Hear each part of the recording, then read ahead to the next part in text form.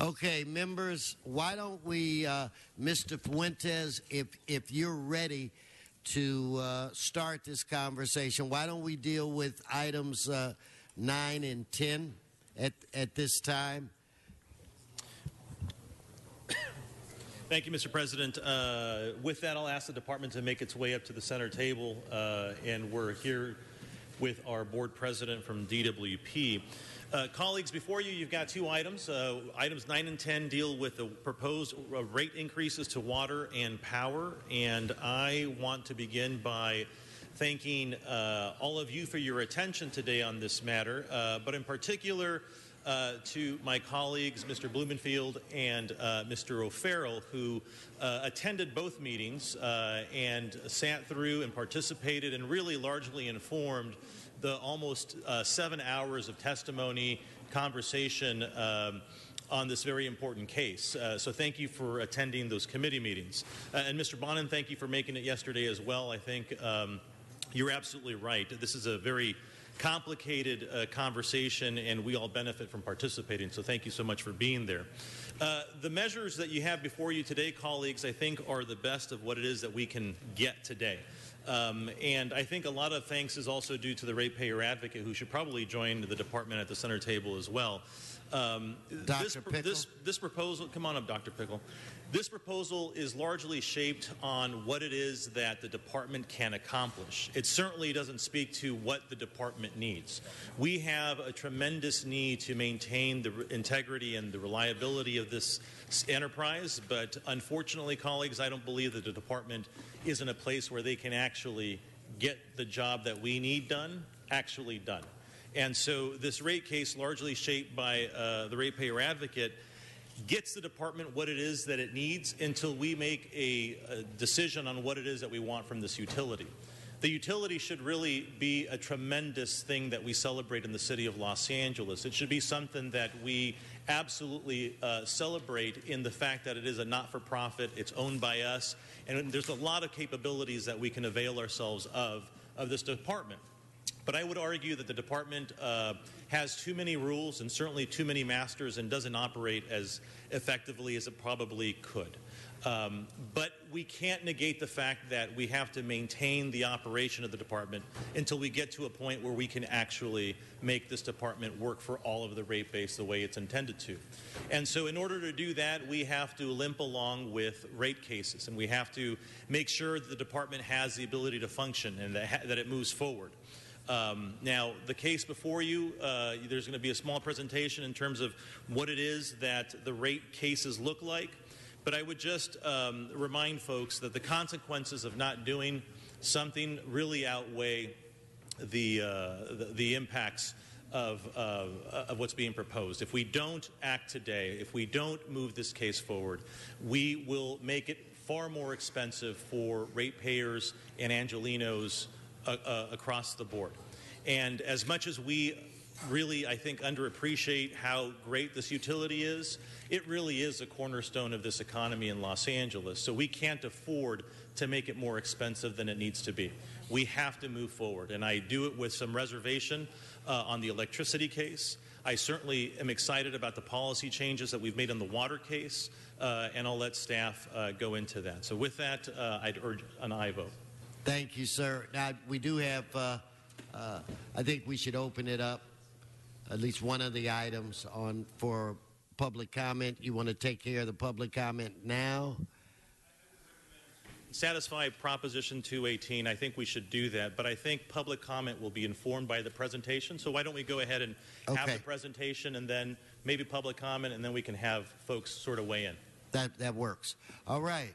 Good to see you all.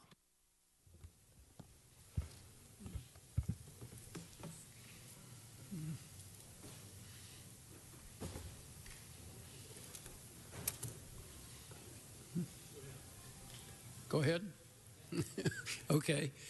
Thank you, Mr. President and members, and thank you, Chairman Fuentes. I'm Mel Levine. I'm president of the Board of Commissioners of the DWP, and honored to be to hold that position. I think the chairman summarized very well, particularly in his final comments, the core of the message that we are trying to communicate, and that is that difficult as it is to ask for a rate increase at any time, the risks of inaction to the ratepayers are greater than any risk that would occur by approving this proposed rate increase. I'm going to leave the nuts and bolts of this to our superb staff. I just wanted to be here to introduce the testimony and to say I was very impressed yesterday at the E&E committee by the scope of the support and the breadth of the support for these proposals. Under the leadership of our General Manager, Marcy Edwards, and our superb staff, this has been the most transparent process imaginable. Our staff has had over 70 meetings around the city. The ratepayer advocate has been deeply involved in these meetings and has convinced the staff to include a few provisions that I think improve the proposal. He'll get into these during his testimony. I think with the breadth of support from the business community, the environmental community, the Los Angeles Times, the environmental community is suggesting we aren't asking for enough, but we are asking, as the chairman indicates, for what we believe we can use. So I defer now to General Manager Edwards, and I join the chairman of the committee in asking for your support. Thank you, sir. Good morning. Marcy Edwards, Los Angeles Department of Water and Power. I would preface my remarks by saying I believe that the chair of E&E's characterization is absolutely correct. I would also follow with, there are things, though, we have made some significant progress on with DWP, and I want to mention a few of them. It's important to know the last base water rate adjustment was 7 years ago. The last power adjustment was 4 years ago. And in that time frame, Council asked for a number of things, and I want to briefly report back to you on some of the changes that were made. You wanted a new labor contract. You wanted pension reform. That happened. The contract that was put in place will save ratepayers almost $5 billion over the 30-year term. You wanted national and regional utility benchmarking. We're done with phase 1. We're starting on phase 2. And in addition, we added 49 indicators into a rate process now we're calling performance-based rates that will signal early where we are having successes, and it will also signal where we may be falling behind. You asked that our rates be analyzed from a cost of service perspective so that the varying sectors pay what the cost they incur and don't cross-subsidize. This rate plan should achieve that. You asked we continue to protect the low-income sector. This rate plan will achieve that. You asked we inform the public regarding rates, and I think it's over 80 presentations now at this point. We've also had hundreds of thousands of hits on our rate-related websites and videos. You asked we develop support for the rate case. We have support from our business community, the Chamber, LABC, Central City Association, who, by the way, takes credit for blowing up the 2010 rate increase, but we have their support for this plan. We have our friends in the Valley, Valley Industry Commerce Association. We have the support of some of the defenders of our environment, the Sierra Club, NRDC. We have the independent ratepayer advocate saying that our rates are just and reasonable in this plan. These rate adjustments are frankly minimal. They're enough to meet shorter-term legal and environmental mandates and begin to invest in infrastructure that is in desperate need of repair. And I know, and I've been told, that these rate recommendations are not high enough. And frankly, I agree, but I am not willing to ask our customer owners for more until I can be sure that DWP is consistently and predictably making the highest and best use of customers' money. And in part to accomplish that, DWP should be restructured. It has become so massively bureaucratized over time that decentralized decision-making causes even simple decisions to involve sometimes hundreds of people, take months, and cost far more than it should. A restructuring of DWP will create efficiencies, and efficiencies are what I am counting on. Efficiencies and process changes will allow us to make productivity improvements that will save money. And it's through those savings that we'll then be able to reinvest to a greater extent. Until then, you have short-term legal mandates environmental requirements, bond ratings to hold up, and that's intended to be met by this particular plan. And I therefore ask respectfully for your favorable consideration today of items 9 and 10. I appreciate the opportunity to address you, and I'm going to ask our CFO, Jeff Peltola, to run through a brief presentation. So if we go to the first page, the priorities for this rate request, again, is aging infrastructure, protect our citizens from the drought, transform our supplies, meet mandates, and improve customer service, and importantly, keep our rates competitive. That's something is drastically important to this utility. The breakdown of this, if you look on the left-hand side of the next chart, is 80% of the power revenues are driven by state mandates, renewables, repowering, energy efficiency, which again is our lowest cost and best use of how we satisfy energy needs of our customers, and then reliability, which is our infrastructure, and our market price, which is for fuel. On the water side, 78% is driven by water infrastructure, 59% of that is pipes, valves, pumps, all of those sort of things, and then on the regulatory side we have water quality.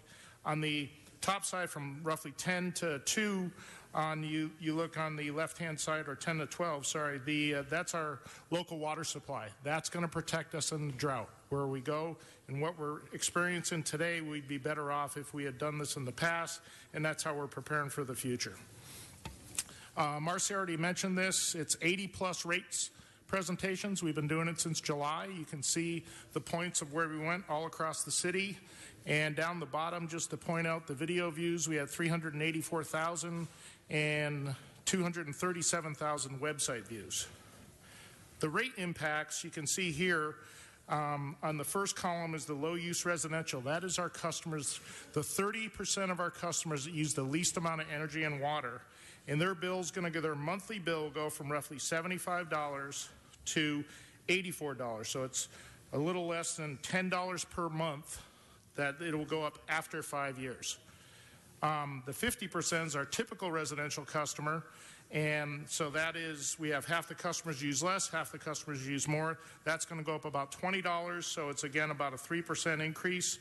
And then our high-use residential, which is our top 10% customers, their bill will go from roughly $276 to $357, so it goes up by about $80, 5.3%. That is the conservation-based rate design.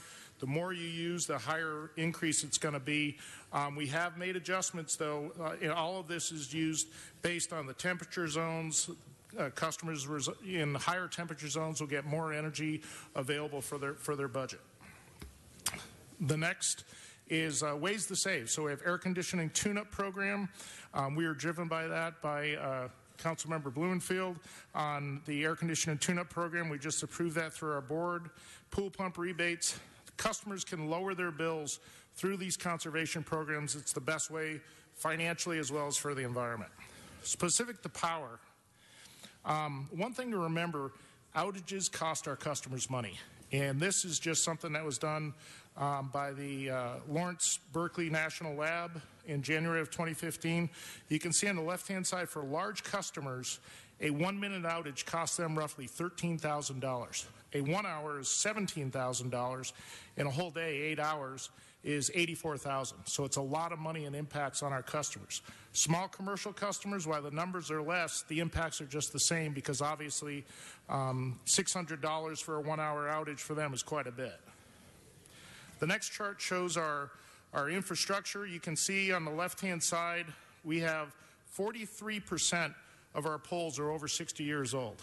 And more importantly, in 10 years, 65% of our poles will be over 60 years old, which is roughly the service life for these poles. This is what we want to start replacing. Poles are just an indicator. We have cross arms, we have cables, we have transformers. All those things are similarly old. On the right-hand side just shows in a prior rate case, we invested in the distribution transformers that serve households. And you can see before that, in 2007, we had a heat storm. Over 28,000 customers were out for more than 24 hours. Completely unacceptable for any utility. Because of the investment that we made, it reduced it by 99%. And only 195 customers went out in a longer and hotter heat storm in 2014. I won't go through all of the power supply, but you can see here from the RPS, the energy efficiency, getting out of coal. These are our current plans. And in 2014, we have already had a 17% reduction from our 1990 CO2 levels. 2020 is 42% reduction, and 2026 is a 67% reduction. Again, these are the current plans that we had at the time. The next stage is our spending. So the power is going from $525 million to $850 per year for power system reliability, a 62% increase. Power supply transitions, again, our local repowering our in-basin power plants, going from $800 million to $1.057 billion. And then customer opportunity, which is energy efficiency, is more than doubling. 95% of all this increased spending is for outside contracts. Tremendous amount of economic activity and jobs available for the power side. We think this will create 12,000 jobs. Water will go over as another 9,000. So all in all, this rate increase should create about 21,000 jobs. Next is for the water rate action. Have a picture of the UCLA break. Basically here, when a sudden break like this costs us 3 times more, and it can be many times that multiple, but it's more expensive by 3 to 8 times to fix something when it goes to failure. Besides that, you have public safety issues. You're losing the water, never mind the traffic impacts and all of that. And you got to remember, Coldwater Canyon happened before this on the other side of the hill, so it's something that's ongoing and what we want to replace. And the next page is on the local water supply. You can see currently, and this is over the last 4 years, roughly half our water comes from MWD, roughly a third from LA Aqueduct, the rest coming from groundwater and recycled. We want to change that. We want to, in the bottom left-hand quadrant, you can see our local water supply that basically cuts out the MWD, which is more expensive water. The spending on page 14 is for our 5-year plan, so infrastructure goes from 306 to more than double, 711. Local water supply goes from 134, roughly 3 times, to 382. Water quality is about the same, and Owens Valley regulatory goes from 100 million to 210. Some of that is for water conservation as well. We will save water by doing this as well as meet regulatory requirements. And again, roughly 95% of this is outside contracts. A question we were asked yesterday in committee we've looked at is our financial downgrade. So in conjunction with the RPA and Navigant, we evaluated and we're using the financial metrics that result in the lowest rate increase. So through that work, we've looked at, and we're going to issue roughly $1.6 billion per year in bonds to fund all of this capital activity. So if both systems were downgraded, it's estimated that our water and power customers would pay about $280 million more over the 5-year period. So that would be a transfer of wealth from our ratepayers essentially to New York investors. We have looked at that in detail. That's why we think we should stay where we are on the financial metrics. And that is the end of the presentation.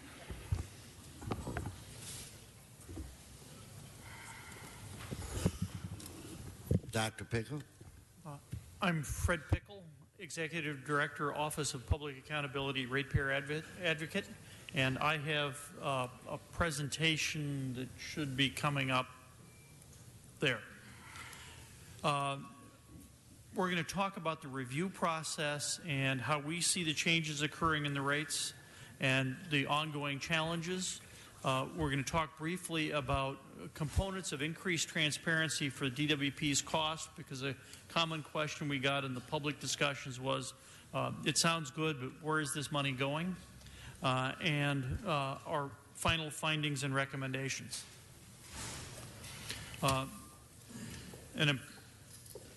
The timeline for this review started in 2013, and for perspective, the last base rate increase for power was in 2013, and the last base rate increase for water was in 2009. Base rates are a half or a little bit less of the total rate. The rate proposals being developed in 2013 were put on hold in 2014 by General Manager Marcy Edwards because she felt, one, she just arrived and wanted to review them, and two, she felt the increases in the range of 6 to 8% per year were too high. The process was reinitiated last July, and the rates proposed, increased rates proposed, were all under 5% per year, 4.7 on water and 4.8 on power. We reviewed these with the assistance of outside experts, with Navigant looking at rates and utility-related issues, and Oliver Wyman looking at labor cost issues. We looked at the financial plans, how the financial costs were divided up among the ratepayers, and how the rates impacted the various customers. We submitted these reports to the DWP board, water in December and power in January. What's our opinion? In the charter, we're required to comment on the reasonableness of rates, and there are three components of that: where the rate's equitable to competing interests, where customer costs related to provision of reliable service, and is the allocation of the cost non-discriminatory. Our opinion: these water and power rate proposals, as modified in December of 15, are just and reasonable. The power rate increase is 3.86% per year, lower than the 3.8% proposed at the start, savings of about 0.9%. The annual revenue growth is $3.5 billion, going up to $4.25 billion over a 5-year period. The top three costs, categorized slightly differently than the DWP approach, is capital spending and new investments for aging infrastructure, upgrading coastal power plants, energy efficiency, and renewables. Second biggest cost is operating and maintenance cost increases. And the third are reductions to unfunded employee pension liabilities. What's the end result? There's more infrastructure replacement and more energy efficiency planned for every year.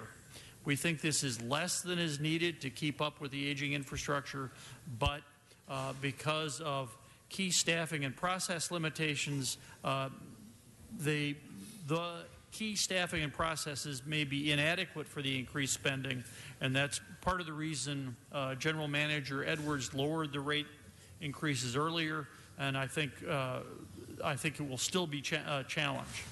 But we have a way to address that in the rate process over the next 5 years.